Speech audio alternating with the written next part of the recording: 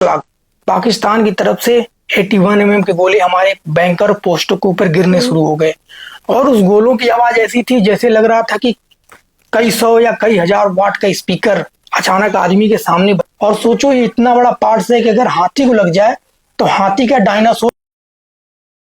आप सभी बड़े बुजुर्गों को मेरा प्यार भरा नमस्कार। मैं मृत्युंजय सिंह आज आपको देश के एक सच्चे हीरो से मिलवाने जा रहा हूँ जो है मेरे डैड। आपका इंटरव्यू में स्वागत है। Thank you. डैड, आप अपने बारे में बताइए दर्शकों को। मेरा नाम फौजी जीत सिंह है। मैं भारतीय सेना के इंटेलिजेंस विंग में 17 सालों तक देश सेवा किया हूँ। मैं उत्तर प्रदेश आजमगढ़ के महाराजगंज का रहने वाला हूँ। यही मेरा छोटा सा परिचय है। आपकी भारतीय सेना में क्या जिम्मेदारियां थी? मैं एक इंटरसेप्ट ऑपरेटर था जो कि जितनी भी एनिमी कंट्री हैं उनके मैं जो मोबाइल और रेडियो को इंटरसेप्ट करता था।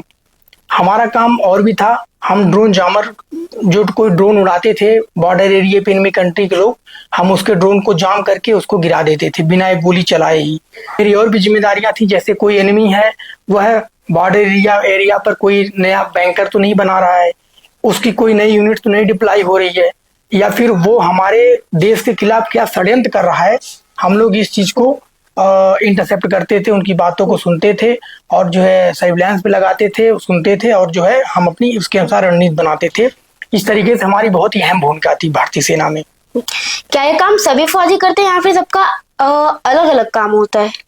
नहीं, यह काम सभी फौजी नहीं करते हैं। जैसे कि एएमसी आर्मी मेडिकल कोर के जो सोल्जर्स होते हैं वो युद्ध में अगर कोई जवान घायल हो गया तो वो उसका इलाज करते हैं। युद्ध के दौरान उनका ये काम है। पीस एरिया में अगर कोई जवान पीस एरिया में पोस्टेड है तो अगर उसे कोई प्रॉब्लम है या उसकी फैमिली को प्रॉब्लम है, उसके जो भी डिपेंडेंट है उनको कोई प्रॉब्लम है तो वो उसका इलाज करते हैं। ऐसे ही आर्मी सप्लाई कोर होता है कि जो लड़ाई के दौरान अगर लड़ाई लग गई तो आर्मी के लास्ट बंदे तक राशन को सप्लाई करना उनकी जिम्मेदारी होती है। ऐसे ही पीस एरिया में भी उनकी राशन को सप्लाई करने की जिम्मेदारी होती है। इंजीनियर के जो होते हैं उनका काम होता है लड़ाई के दौरान ब्रिज बनाना, पुल बनाना। ऐसे ही हम लोगों का काम जो है इंटरसेप्शन का था। हम लोग मोबाइल इंटरसेप्ट करते थे। यह काम सभी फौजी नहीं करते हैं।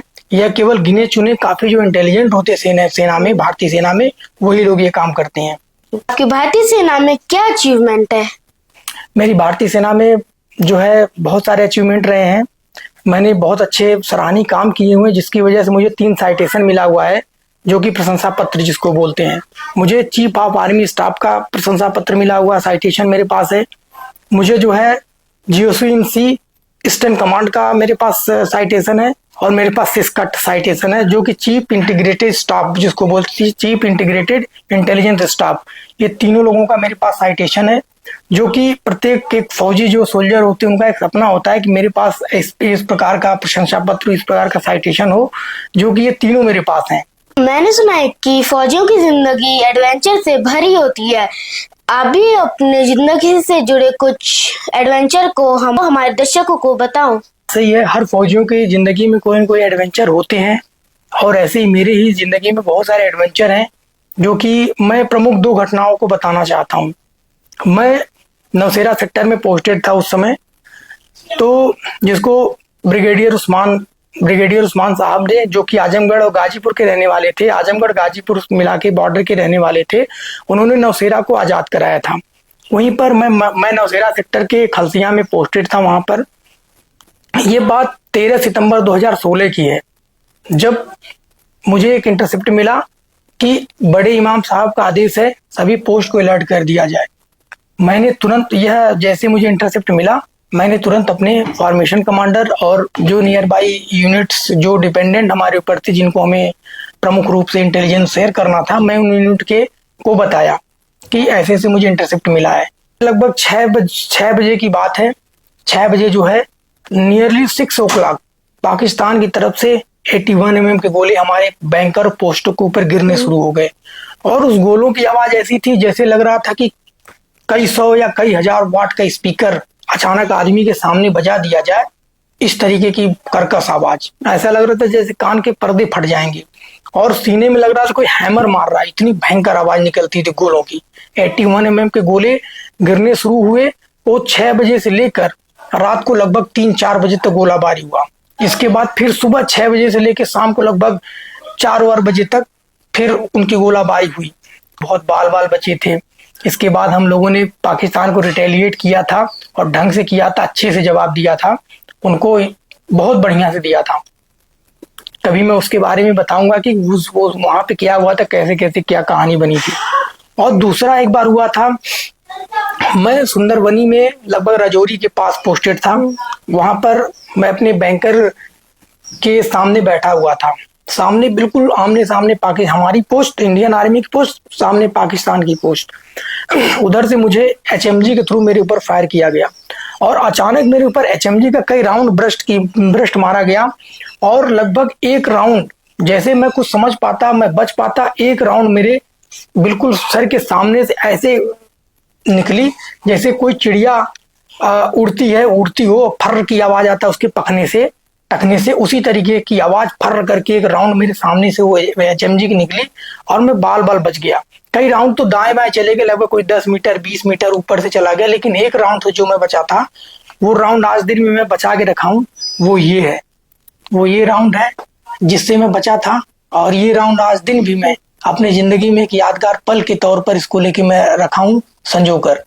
इस राउंड से मैं बचा था, जो कि इसके पीछे भी बड़ा सा केस होता है इतना बड़ा। और जब फायर पीछे राइफल होता है, जब बंदूक का वो फायरिंग पिन जब आगे टकराती है तो केवल आगे का ये पार्ट्स निकल के आता है।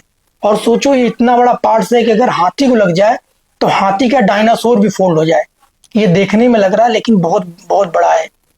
इससे मैं बचा था, जो कि मैं अपने जिंदगी में इसको मैं बचा के रखा हूँ। एक मेरी यादगार पल है। एडवेंचर तो बहुत हमने किए हुए हैं, ऐसे किए हुए हैं कि बताऊं तो ये दिन कम पड़ जाए, रातें कम पड़ जाए।